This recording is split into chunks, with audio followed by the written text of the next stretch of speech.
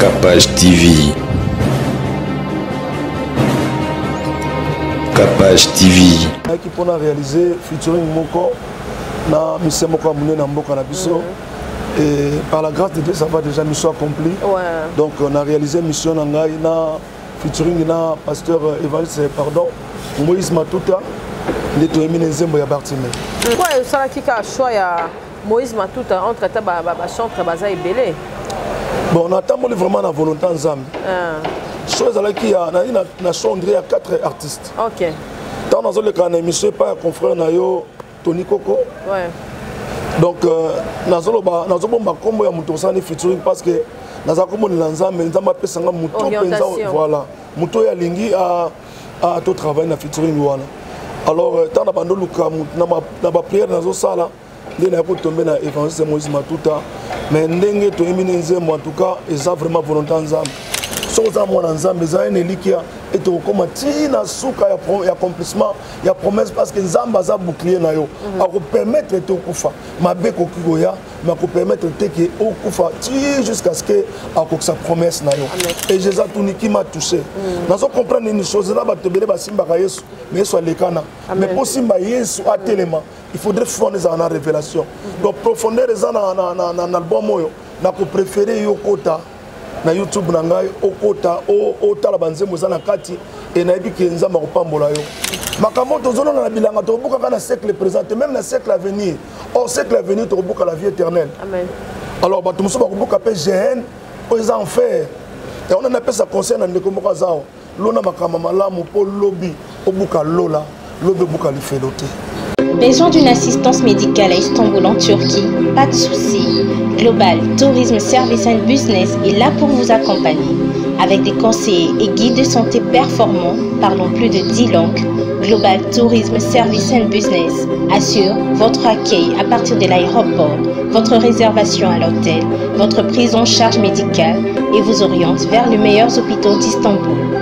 Et pour ceux qui souhaitent se faire soigner en Turquie, l'agence GTSP facilite l'obtention d'un visa médical turc de partout dans le monde. En collaboration avec Balat Esthétique, nous sommes spécialisés en traitement dentaire, greffe des cheveux, opérations esthétiques et chirurgie plastique.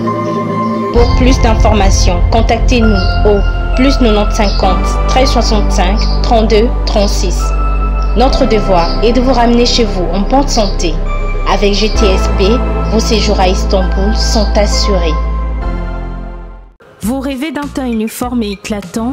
La gamme de produits Rude Beauté vous offre un soin complet pour teint d'ébène et pour teint clair. De la lotion à la vaseline pour lèvres, sans oublier les savons et les sérums pour acné.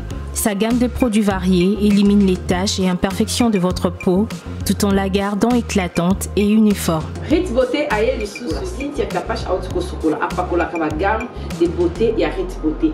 Bato nyonso balingi tena bango ezala kaka lokola mwindu yango gamme oyo ata bébé en pakola olingi tena yo ekitate e matate ozaloka mwindu kitoko e o éclaircir poto na yo oye a gamme oyo mafuta na biso yango nde mikolo na zopakola oyo eza na base ya papaye savon na biso eza na base ya papaye mafuta na biso mpe kitoko baoyo balingaka monoko na bango koma na kwa mwa rose bokomi kosisa te biso da mpona kobebisa monoko te Ritz ya beauté ayebi biso oyo acné sérum oyo eza mpona bato bazala mo elongi ekota babuto ezosakano makasi ozala na poto ozala na afrique buto elingi oyo elongi mafuta oyo solution Ritz Beauté atieli biso yango so omonaki batashe moko esali ngai ya mwindu Ritz atindeli ngai mai oyo ezali vraiment naturel ekobebisa yo te ekosala yo allergique te donc nyonso eza naturel omonisa Ritz Beauté aosala mpenza baproduit ya kitoko oyo basalango na kati ya mafuta soso pakola mafuta oyo ozwi serum nango otie na kati eza na inconvénience moko te oyo ata bébé aopakola nazo recommander bino ba gamme ya Ritz Beauté bozala vraiment déçu te au voyager te place à moi te place à Malili en tout cas ba gamme ya Ritz Beauté et etika okaka date donc conseiller bino bozala kaka toujours fidèle na Ritz ndeti na bomo na poso na beba te bosepela na poso na mikolo na tingani ka na Ritz Beauté umela.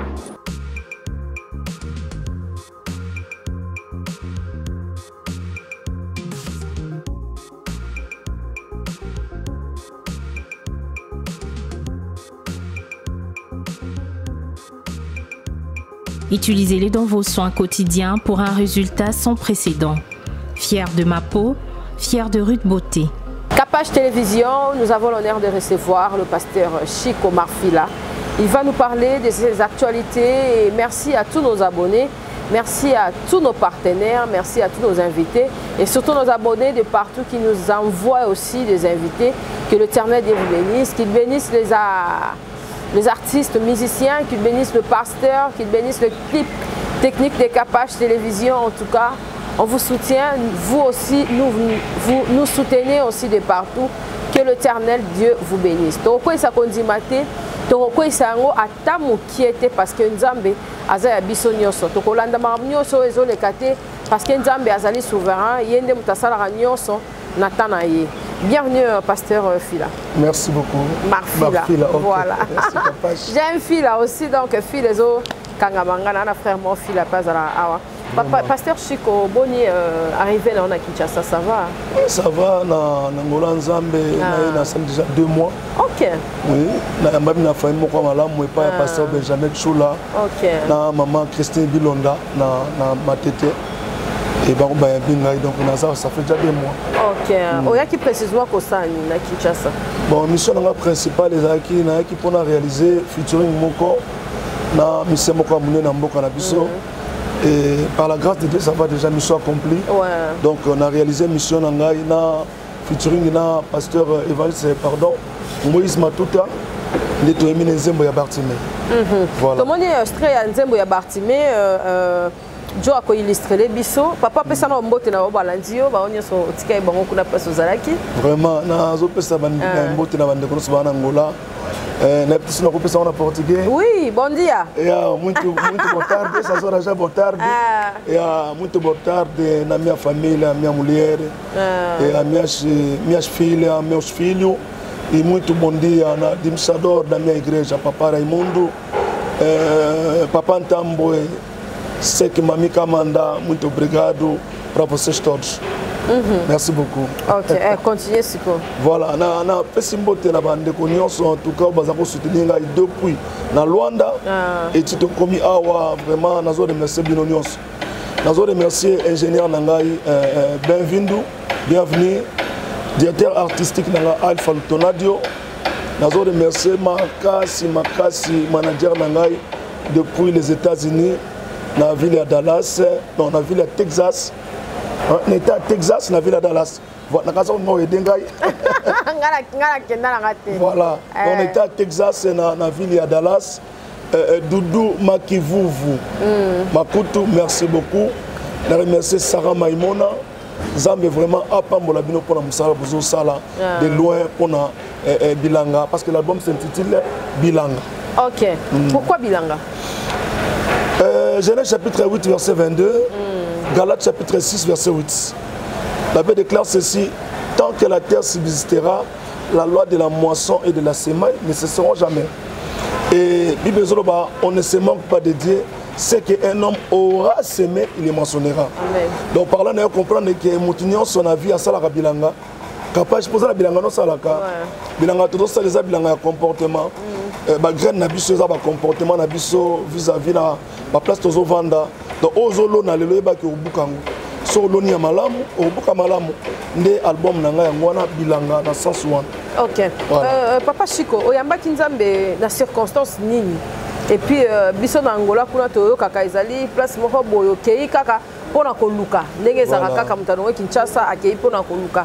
Deux questions ngeza wana ezaki na circonstance nini et puis na Angola okenda na nini et puis ezaki pona nini. Voilà. Donc d'abord premièrement na mieux son Angola té. Ah, na Kinshasa? Ah, on a Kinshasa. Ok. Depuis 89. Wow. Et pas il y a pasteur Luc Lidonvic, Luzimadio, dans 64. Donc, circonstances c'est aboué. Pasteur a côté de la famille Nangaï, donc à l'ingénieur grande sœur Nangaï. Ok. Et la circonstance il y a Bolingo Nabango, on a profité de la terre qui peut missionner son gars, maman, ma grande sœur. Donc, on a commencé à me les panailler par circonstance. Il y a Bolinga, grande sœur Nangaï. Voilà. Ok. Ok. Circonstance c'est Beninga na Nzela Nzambe Angola. Ma témoignage aux yeux déjà toute année, pardon, année au Nyonson. Depuis 89, ils allaient vraiment roumer là, hein? témoignage Ezebele.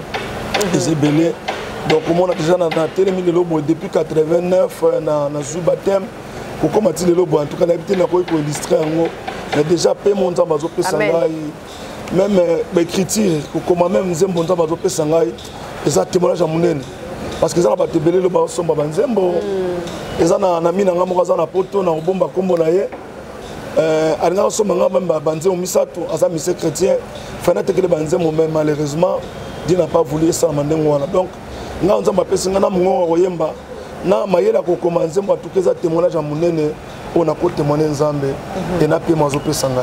OK. Voilà. Et pourquoi ça qui a choix ya Moïse Matuta entre ta ba chantre baza ebele? Bon, on attend vraiment la volonté nzambe. Chose à la qui a na chondré à 4 artistes. OK. Dans dans le cas émission pas confrère na yo Tony Coco. Ouais. Donc nazo bomba kombo ya muto sani featuring parce que naza kombo nzambe nzamba pesanga muto penza voilà muto ya lingi à tout travail na featuring wana. Alors tant na bando luka na ba prière nazo sala ndena ko tomber na évangile Moïse Matuta mais ndenge to emine nzembo en tout cas eza vraiment volonté nzambe modèle à sublimer nzembo Bartimée bisio ngamo na studio na créa qui déjà la bi maintenant façon frère Moïse a émis dans le but de passer la vie tellement émis tellement bien et na comme si ça me passe que mon cas on est comme ça. Voilà. Et pourquoi Bartimée? Titre Nzembo. Bon, titre Nzembo au préalable les acquis Bartimée. Les acquis révélation de la foi. OK. On sort de révélation de la foi ça mon la mingi pour chango titre Nzembo. Alors tant que tu bandi ko travaille Nzembo dans studio, ndé le ko Nzembo ba na kombo ya Bartimée. Alors batu nyonso batie attention na bango na komba Bartimée. So bat ba senga Nzembo ndé Nzembo Bartimée. Alors et comme Bartimée na attention na ngate et comme ndenge batu bazo senga Nzembo c'est na Nzembo Bartimée le senga ti na Nzembo ya révélation de la foi et ndé ko comme Bartimée. Voilà. OK. Et explication ya Bartimée to ki koye ba to que homme de Dieu.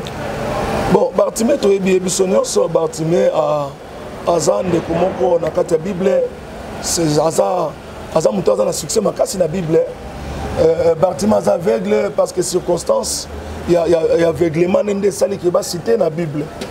Alors Bartimée azan muto yo na se référer ki na nzembo pourquoi parce que azan muto yo azan na misute mais azo salela o atikali nango za atikali na mongongo na ye pas mona. Alors na sepelaka mingi na Bartimée parce que akanga ima beaucoup te malgré azangi miso matika le loko moko eza mongongo na ye alors tant asali le mongongo na ye nde Bartimée aye komona na ko comprendre que ko zanga oyo ozana ngo mais o tika na ko pesa yo oyo ozana ngo te voilà donc na sepela na Bartimée pour na courage na ye et tant Bartimée so procès par Jésus alors le laboué fils de David aie pitié de moi. Quand la Bartimée a s'intéressé à Batunia sauté, a s'intéressé à fils de David. C'est-à-dire problème au Moutazanango, problème au capage Azanango, et c'est que tu n'as pas fils de David. Et Azoya a humilité, il a pitié de moi. Naza na posa na mona, mais nazo ganga, li bon de l'inaye, ndezo sala ki Bartimée a telemisa Yesu. Nangana pesa pe conseil pande comment azo na biso na tongo lelo, c'est-à-dire ndengo zawana o tikali nango et ko pesa obungisaki. Le voleur ne vole pas tout. Oatikaka et ko sala ki et reproduire aux asus oyo ayibaki yo. Amen. Amen pasteur Chico, tozo continuer na yo lelo bandimi ba misusu ba se révolter, bandimi ba misusu ba perdre kondima, ba misusu vie ba circonstances nyonso ezali koleka en tout cas bato ba boaki Bible. Koki koloba nini papa Chico pona ba réalité o ezali koleka lelo na ville Kinshasa puis partout na bino ba sali na Nzambe. Na confortifier bande ko na ngai. Sur la zone de la Bible, dans Genèse chapitre 15, par Abraham, on comprend que Abraham est un rappeur de la foi, déjà, ça n'a pas de problème. Je suis ton bouclier, ta récompense sera grande. Mais Abraham, on a besoin de dire que je suis ton bouclier, ta récompense sera grande. Azana moi na terre. Abraham azolela, azana première, il y a moi non si longtemps ça va besoin bouclier na yi. N'a interpellé attention à moi dans Nzambe moko. Vous allez moi dans Nzambe ça synonyme pour vous allez parler là bas problème même pas. Abraham azaki déjà mouton Nzambe sur la face à face mais azaki na ba problème interne et nzambe azo insista bisi naza bouclier na Abraham abi mais récompense nanga kozala nini nazo ngana bisa mona nzambe moko boy ozo sambela nzambe il faudrait oza na foi mais oza la peine espérance il y a des choses qu'on vivre lelo mais il y a des choses qu'on vivre en lobby kuna mais espace où ils ont même entre makambo nzambe lobby na yo na accomplissement ils ont un espace mo na kati réalité wana nzambe moko ayebiango toyebitani ne comme la biso na kati wana mais la réalité zebele mais nazo ko assurer il y a encore de l'espérance pour ceux qui vivent so za mwana nzambe za ene likia et to koma tina suka ya accomplissement ya promesse parce que nzamba za bouclier na yo a ko permettre te okufa mabe ko kigoya mais ko permettre te que okufa ti jusqu'à ce que a ko sa promesse na yo donc na ngana fortifier ba nzambe pour garder likia vous êtes toujours dans le Seigneur. Il y a encore de l'espérance. Merci Papa Chico. Nzembo oyo to bengi titre nango eza Bartimée. Profondeur nango eza nini et puis album na yo eza na combien de titres ilanga? Bon, na ya non album. Ouais. Album titre nango eza bilanga, na expliquer bilanga. Alors moi ina zonga na nombre ba chants ezate. Na le kangisa minyo sauté. Na za na 16 titres. Mais na komisa nyo sauté. OK. Alors le quoi to comme le système de téléchargement. Nazo booster YouTube nangai. Déjà YouTube nangai chaîne nangeza Chico Marfila TV. OK. Bon s'abonner, il y a capable de lever la s'abonner. Tokoma Chico Marfila TV. Tokoma na ba abonner na biso ya Capage télévision en tout cas. Bon s'abonner pas Moto Nzambe Thomas et ça va vraiment bien. Yo moko mona. Voilà. Chico Marfila TV bon s'abonner. Ça ka ba nzembo te na ba prédication. Na tchaka na ba prédication, makambo belé na kati. OK. Makambo belé na kati. Alors moyen a pia nombre ya ba chaînes za na déjà na 16 mais na za na moins 4 ou 5 clips on a sali. Ouais. Mais pour bimisa banzembo en tout cas pour l'instant la copie le nombre était parce que tous les cas au moins 7 et gros asuka voilà alors pour la profondeur et album particularité nangai au monde de l'autre la émission na la chaîne ba chaîne ebele et ça passe au monde ba émission bazo décortiquer banzembo ouais nzamba salinga grâce bokola la banzembo nangai. En tout cas, dans la salle qui est forte, mais nous avons grâce à Komaka, Lilobanzam. Si on a mis décortiquer Bartimée, déjà dans le bébé Bartimée, nous avons d'après Bartimée, moi c'est un makila. C'est-à-dire que les lois sont passés, au monde a persisté dans la maladie. Et bien, c'est même les rois. Pas sur moi, sur mon tout le temps, on a la Bible, mais c'est difficile de vivre. Mais attendez makila pendant 12 ans. Mais mukolo azomona Yesu azolekana alors bimi ami lobeli na kati ya mutema na ye parce que titre nzo mona ba ina bande de révélation de la foi ça dit foi nezaki na révélation azomi lobela bolobi soki na simbika ka songe lamba Yesu na kati ya makambo révélation zanini ba lecteur ya Bible ba yebi ke na kati ya Bible mafute banaka na muto aron ekiti na mandefu ekiti na robe ezoki tatina pa ya robe moi so amitié na nesika suka alors biso na ratata na mutu na raté na mandefu na ratata na robe mais ata pas ya robe c'est à dire azui a minimiser foi na yeti na niveau ya pas robe so ka toucher ka pas robe abiki là vous comprenez que moi ça avec na révélation c'est à dire que bato bazo luka nzambe lelo na foi mais foi na bango za la révélation ti même so que pas Zaché azomata na nzete foi ne matie na nzete alobi boy na mata na nzete pona mona Yesu nzoka ndelo kwa zaki na foi Yesu pas zaki na posta mona Zaché et puis Zaché abi kita lelonga na kolia na ndako na yo nazo sa mutu moko boye profondeur za na kata libomo ezo benda bato baza na foi mais ba me ma pe révélation na foi na bango pour ça lokola bato nyonso te bato bele baza ko ganga ben ko ganga ya Bartimée et ça li Yesu atelema bato baza ko bela na tawana mais et ça li ke etanga makila asimba ye babik et Jésus qui m'a touché. Nous comprenons une chose là, mais Yesu alekana. Mais pour simba Yesu à tellement, il faudrait fournir en révélation. Donc profondeur dans l'album moyo, na ko préféré yokota na YouTube nangai okota o tala banzembo za na kati et na ebi kenza ma kopambola yo. Déjà tant na lancé banzembo yo ba capture mike na WhatsApp. Bato banani banzembo en tout cas bazolo ba dé partout bato baza na poto na Angola na États-Unis en tout cas bazolanda et bazolo bela makasi donc on a la possibilité de découvrir en côté na YouTube nanga. OK. Merci Chico Marfila TV yango wana TV. OK. Merci de bao nyos bazo landa biso. Ba prédication et comment lelo ezaka ke tokobonga, tokobala, tokobota. Papa, ba prédication lokola oyo ya bilanga. Que oyo azolona yango wana mutu ye moko akobuka. Et comment rare pe ezala lisute. Les adieux à quoi? Ah na Kinshasa tokoyoka bassin na nzambe bazo prêcher maramusu. Na poto pe baptême mususu. Bino pe na Angola baptême mususu. Baptême comment kolanda ba circonstances abat bazo ko vivre na ngo to ndenge ni papa Chico. Ah. Bon, na évité ne ba musu bazo te ya, mais bato basiba na ninga na prédication na ngai. Ngana tate ya kateya okopambolama okokende liboso kopambola meza bien. Eza pe na mateya mais avant kopambola meza na makambo eza wana esengeli muto asala. Ozomona ngana te ya kaboye. Je souhaite que tu prospères à tous égards comme prospère l'état de ton âme. Ba âme oza prospérer même toi qui na musala la nature ko enseigner biso. Pour appeler ça muto promotion, face à l'épreuve. Batali babi muto zo travailler bien, ne pas payer ses promotions. Également par exemple Nzamba azala posa ba âme oza prospérer. Azala posa pambola batu te na sima bénédiction na yo et au pengui. Yango zomona Nzamba zo mema batu na la plupart ya bato ba pambola mina na manzela Nzambe. Bauti batu baza batu bauti na se makasi. Nzamba permettre ba kende pena na se pourquoi. Est-ce que nous déguiser bango, à briser bango, ezala biloko beleza kana ba comportement na ba caractère na biso esengeli ekoya parce que musala Nzambe tozo sala eza musala moko.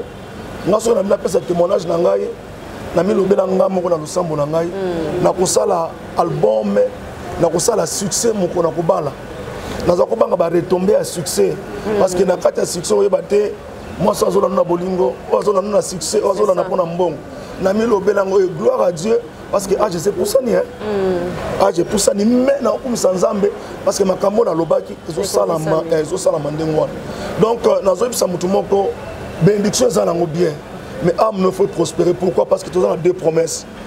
Si Pierre a besoin d'un siècle présent, vous avez senti plein de bala, bota, mais siècle à venir peut aller.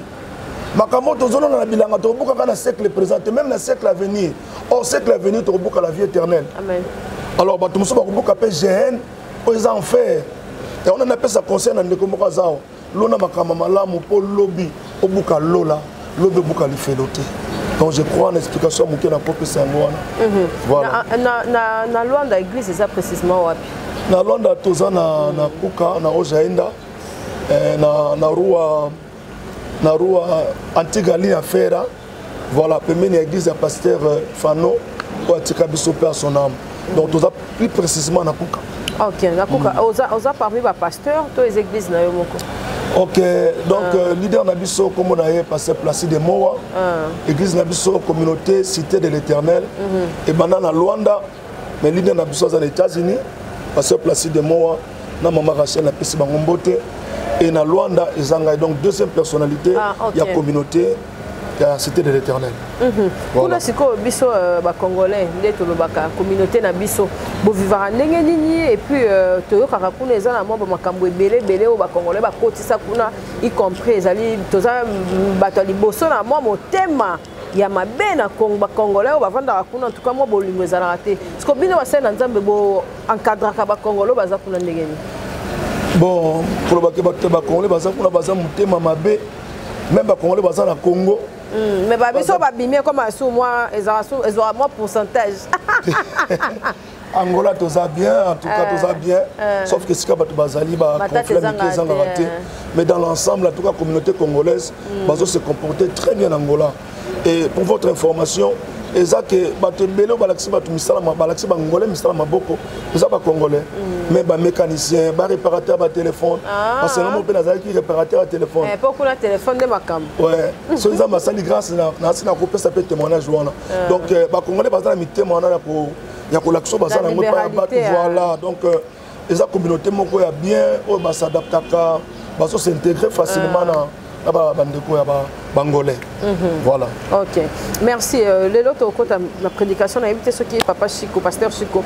Au bombela biso li banini message natikeli autant vraiment au solana pour dire au Barolanda au lelo et puis au nasuka toroya sur pour reprendre on a intégralité album.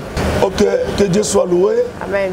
Na prédication moko le lot pour ndeko moko ayokanga bien parce que au moins la parole vient de ce qu'on entend et ce qu'on entend vient de la parole de Dieu. Amen. Mais na thème na ngana na te lelo eza tout le bela sur pourquoi s'écrit. Thème na ngana zongo na Exode chapitre 14 verset 14 à 15. Eza makambo nzamba zotu na Moïse. Exode chapitre 14 verset 14 à 15. L'Éternel combattra pour vous et vous gardez silence. L'Éternel dit à Moïse, pourquoi s'écrit? Dans le temps solo, il y a Bana Israël, on va se faire comme dans le désert.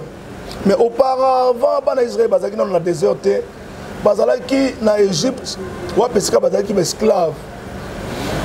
Et quand on a dit que tant que coquille pour le peuple a délivré bango, la Bible dit Zamba Kiti et pas Moïse, a collé sa troupeau, il y a beau père naïe, mais Zamba quitté pas Moïse. Il y a capable, je n'ai mis une question moko. Pourquoi Zamba est omniprésent? Il fallait quitter en Égypte si le peuple va souffrir, mais Zamba a quitté et pas Moïse. C'est très important, c'est très capital. Ce que mon Zamba comme le support. Quoi qu'il n'est pas un peuple c'est que Zola t'a support, il a sauvé. OK. À quoi qu'on quitte maman le corps omniprésent. Mais dans la makambo il fallait à ça là. Si Moïse a comme si Moïse a délivré bango. Et tant on a nyonso, Zamba n'ingala tanzoto pour à côté en attend parce qu'il y a la libanda temps. Zamba za libanda temps mais omniprésent. Alors pour côté en attend il faut la tanzoto. Alanga sala makambo zo dépend na bana ya bato. Ala tinzoto pour passer espace et pas mutu moko za kina na retard a commencer quand Zamba zo linga kutaye. Ala tinzoto pour passer espace il y a repentance et pas mutu na se conformer par rapport à la parole à se conformer à la parole. Na nebisa mutu moko na tongo lelo Zamba la tinzoto pas zo zelayo. Dans le bin Zamba la tinzoto parce que ça la posa bikisayo. Ngape nazo condamner ote o meni masanga au moins si anduma non na binza malati nzoto parce que ça na posa biksayo amen ayebisi Moïse kene na yoki pasya na yoki kolela na yoki ba cri à peuple na ngai keno biksa bango Moïse ameko ko insister nza mabina poni kaka yo ana nalo ba pona muke pona Moïse ezala ba tebele lelo mama capage bazoko bakomi ko accuser basali ya Nzambe ebele oui mais Nzambe aza omniscient. Il y a faiblesse à Moïse. Mais si Moïse confiance à Bina Kiti parce que dans la commission Nzambe de Bosso Pharaon. C'est-à-dire Nzambe a eu faiblesse à Moïse, mais Azok honoré Moïse. Anima ça dans Moïse. C'est que ça peine à battre baza faible mais Nzambe Azok konima ça dans Zela bango. Dans ça mutumoko azawa. Pe sa confiance c'est pas bateau Nzambe pe sa confiance. Makamo Nzambe Azok honoré biso Seigneur to honoré. Et tant Nzambe a commis dans Moïse ici en Égypte. Et ça, qui en Égypte est très important, très capital. Parce que l'ancienne alliance est l'ombre des choses à venir. Entre les deux soirs. Et ça que Moïse, et c'est ça ordre pas il y a Israël, ordre Nzamba Pessie, qui entre les deux soirs, et c'est la boma, mon empaté, baliaï. Mais le est très capital, bazoma kila et mon empaté, on a bachana lento, bachana deux poteaux. Qu'est-ce qui se passe? Nenge batie makila likola lento na deux poteaux molima kufa tango kolekana ayebake awa eloko kufa awa sinyo se kufi eloko na kozwa na kati ya zate nzoka batu baza na kati ya ndako baza protégé na ko comprendre une chose bibelobi vous êtes dans le monde vous n'êtes plus du monde donc ndako basi batie makila ezala libanda na ngozolo baki awa eloko ezate mais na kati batu baza na bomoyi bazali na ko comprendre ndako ezala makila eza hôtel de la croix. Hôtel de la croix ne sika bachaki offrande ya mwana mpate. Aïe aïe aïe. Ya kapage ka pesa ka men yemoko. Cameraman azo pesa nga men.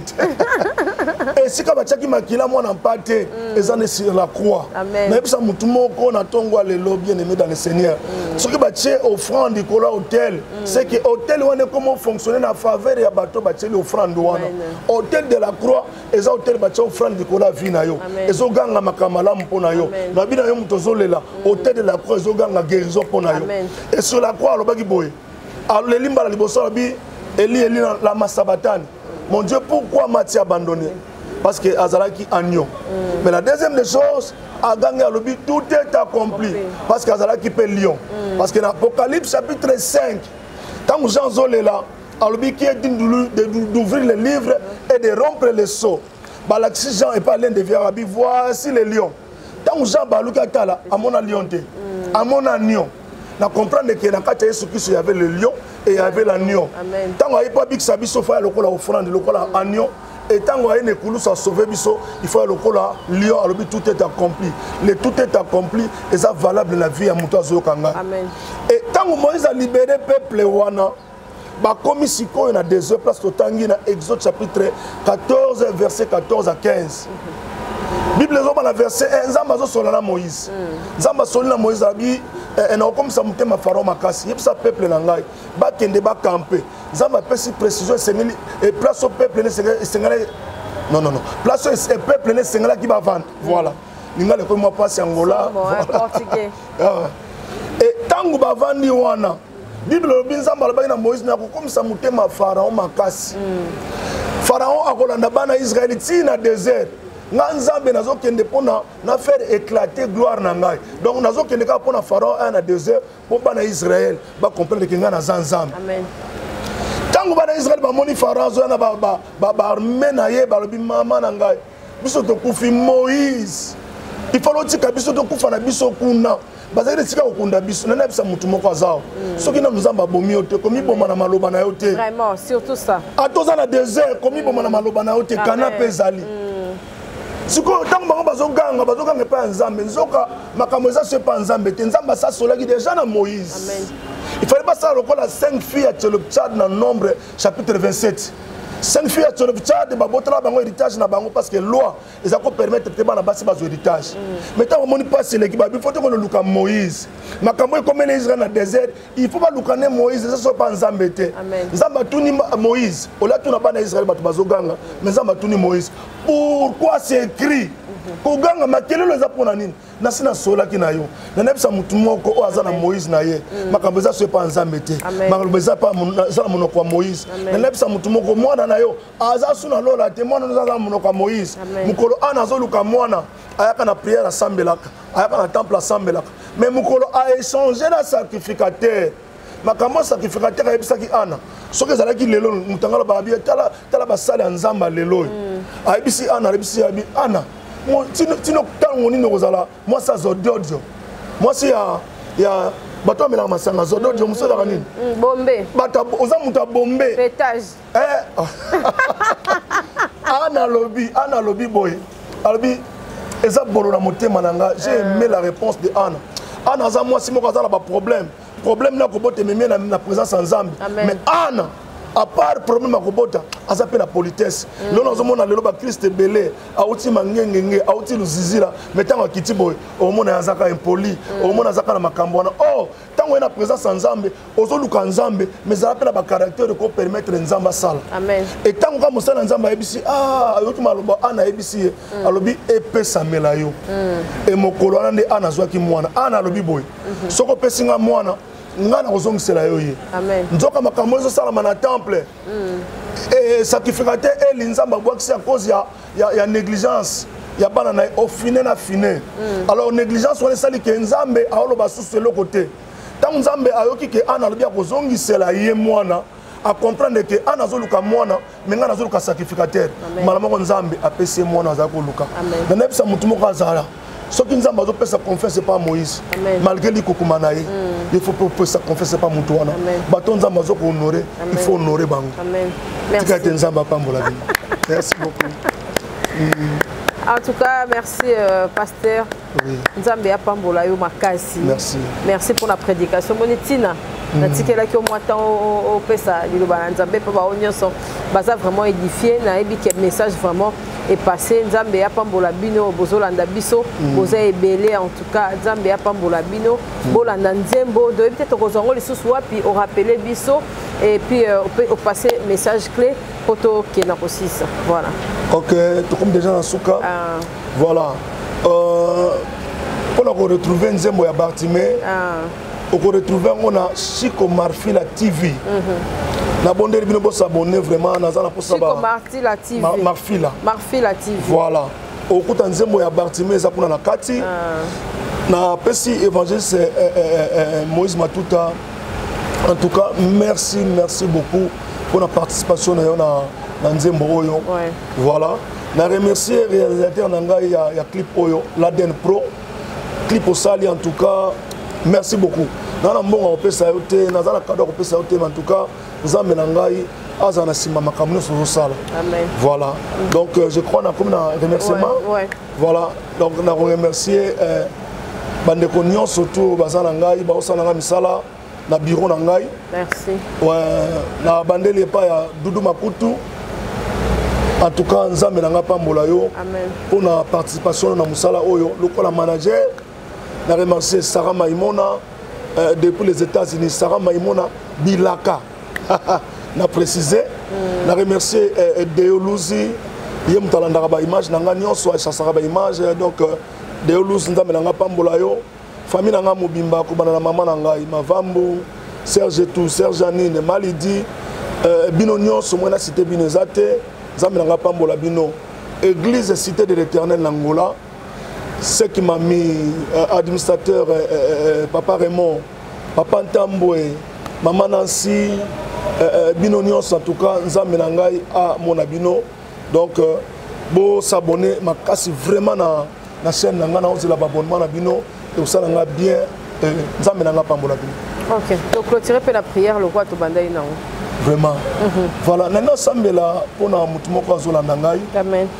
Yeba que Facebook, WhatsApp, YouTube, réseaux sociaux, les gens qui ont ma bête, mais ça vraiment. Dans la compassion, pas bande de nyonso yo bazo le kana souffrance parce que na yembi Bartimée, aza mutu azo nyon kwama. Mais quand même azala qui va passer la fils à David. Le sambo na na tongo le les pas bato nyonso bazo nyon kwama. Bande de nyonso tozo le kana nzela bazo senga mbongo. Mbongo to pesa bango eza insuffisant zo kokate. Mais le sambo na tongo lelo zambe tala bango ndenge talaki Bartimée. Tala bango na liswa ngolu ndenge talaki Bartimée. Moi ça ozotanga makila azaki moi so asoni. Mais tango mona ki bisuki na simbe lamba ya Yesu na kubika. Kaka songe lamba wana na lilo sambo na ngana tongo lelo ezala lokola songe lamba et pas ndeko aza na souffrance et pas ndeko aza na hôpital et pas ndeko aza na passe. Bien aimé na zone dima na isika na yo que passe ozon nyokwama passe ozo komela yo okosuka na pasi wana te nazo déclarer au nom puissant de Jésus na eloko moto moko ina singe pa moto azana kati libulu lo sambo na ngeza singa nazo bimiso na kombo Yesu Kristo na lobi nazo bimiso na kombo Yesu Kristo na bondeli ndeko azonyo kwama ko pengwa te ya souffrance eza langage suka nzambe te nazo bondela ndeko azana pasi lelo ozangi mbongo lelo na beza langage suka nzambe te na lobi na koti na kati pasi na yo na tielo boko akondima na lobi na bimisio na souffrance wana bima au nom puissant de Jésus-Christ kotika la wana te na déclarer pe na Kapage TV à cause ya koyamba ngai na mission lelo c'est-à-dire au contribuer à l'évangélisation tika ete nzambe na nga memo musika et siko bato ba ko mema yote et siko mbongo ko mema yote lo sambo e mema yo na le besoin dépendre na yote besoin dépendre na capacité lo sambo oyo mokolo moko yeso akoti na kati ya piscine bato nyonso bazobika na mai mais na mutu moko abikaki na mai te na lobi couloir efungwami na tongo lelo po na Kapage kombo na ngolu ngolo memo bisika mbongo ko mema yote esika ba relation ko mema yote ngolo memo musika na kombo Yesu Kristo au nom puissant de Jésus na sambela pona moto nyonso na yambi Yesu lokola mokonzi pe mobikisite na ningo kanka misu na yo ola nanga na maloba oyo loba kolo Yesu natambusaki bomoi na ngai moko pe lelo na yo ki mbianga na yo pe na ndimi appel na yo na yambi lokola mokonzi pe mobikisi na ngai kota kati na ngai kamba ngai tambusa ngai na kombo Yesu Kristo. Yawe merci pour ki lo sambo na ngai. Merci pour na bato bikisi et merci pour na bato bayambi yo. Lokume zonge pa ina parce que feti mo sami na lola parce que modimo moko abongoli motema na kombo Yesu Kristo de tout bon de tout le 3 fois. Amen. Amen. Amen. Amen. Amen. Amen. Merci beaucoup. Merci pasteur Chico Marfila. Nzambe apambola yo. Apambola pe bato nyonso tiki na Angola. Apambola pe bato ba yambio ana Kinshasa. Merci na Arsène Maela. Merci na ba nyonso balandi biso en tout cas. Numéro ya moto na Nzambe to kochango ndenge to chaka. Ba limba contacter, bozanga te pour nous contacter.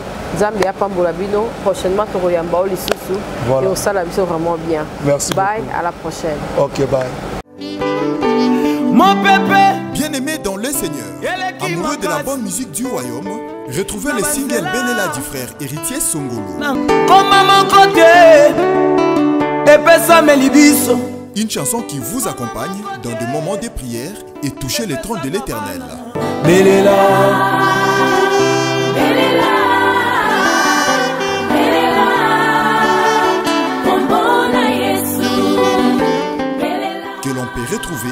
sur la chaîne YouTube Héritier Songolo. Abonnez-vous massivement et activez la cloche de notification pour ne rien manquer. Que Dieu vous bénisse. Abonnez-vous. Pisanga makasi Yesu. Oyebi banzela nanga natambolaka.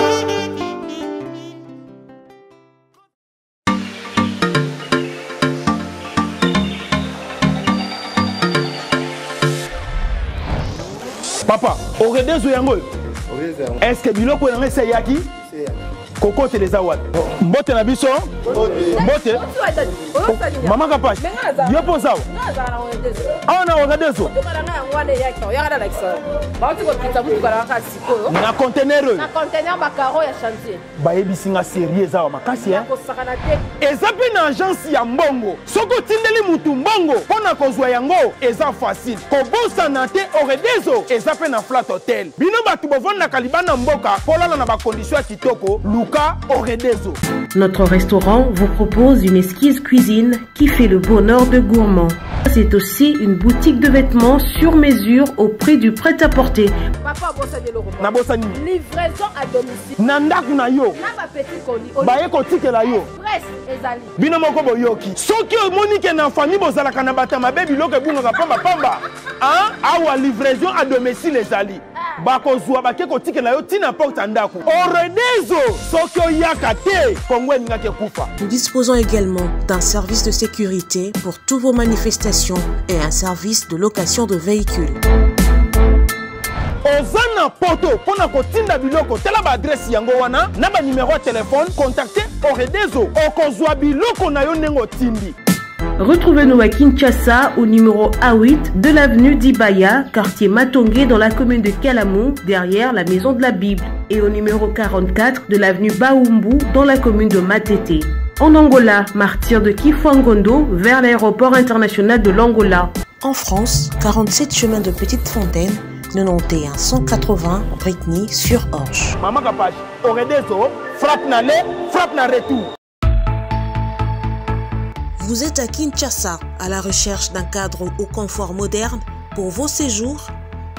Une gamme des meilleurs services pour votre entière satisfaction vous attend chez Ozanas House.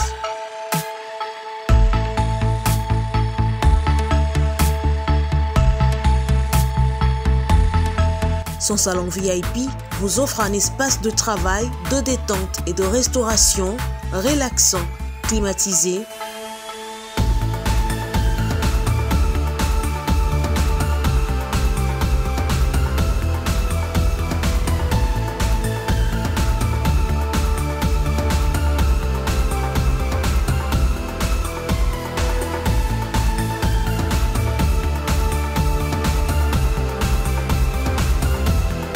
et ouvrant sur un balcon qui vous offre une très belle vue. Et d'une cuisine entièrement équipée.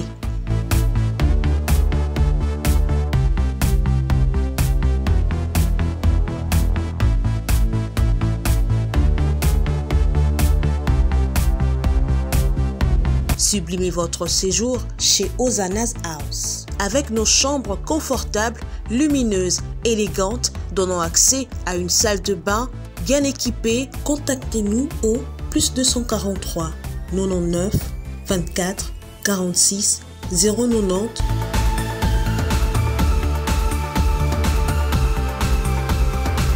ou encore au +61 420 513 456. Situé à Kinshasa au numéro 5 bar A du quartier Malandi 1 dans la commune de Matete, référence à Revodacom, un accueil exceptionnel chez Ozanas House. Sly with Rose vous offre ses meilleurs produits, des robes de soirée,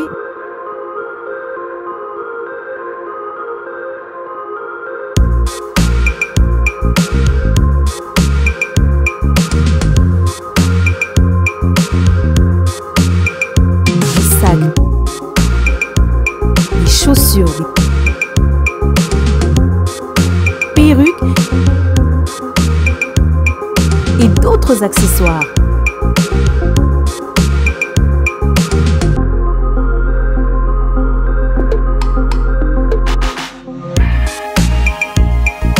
Nous sommes disponibles partout dans le monde, 24 h sur 24 et 7 jours sur 7. Pour plus d'infos, contactez-nous sur +614 70 68 51 65 ou sur nos pages Facebook et Instagram. Sly with Rose. Capage TV. Capage TV.